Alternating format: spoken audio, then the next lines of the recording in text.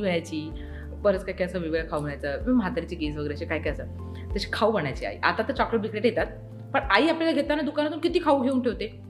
आपण आईला आपण जाताना काय सांगतो, आई माझ्यासाठी चॉकलेट घेऊन या. एवढीच आपली कॅपॅसिटी आहे. आपण तेवढंच मागतो आईकडे, आई माझ्यासाठी बावली घेऊन या, आई माझ्यासाठी कॅपॅसिटी घेऊन.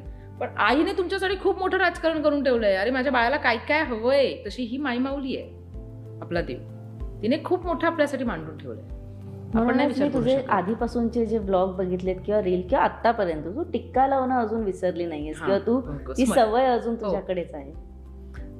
ते काय आहे ना, स्मरण म्हणजे डोक्यावरती हे जे आपण कुंकू लावतो, ही आपली संस्कृती आहे. मी जेव्हा वेस्टर्न घालते ना, किंवा इंडियन घालते, वेस्टर्न घालते, काही कपडे घाला, ते शॉर्ट पण घातले तरी कुंकू हे माझ्या कपाळाला कंटिन्यू असतं.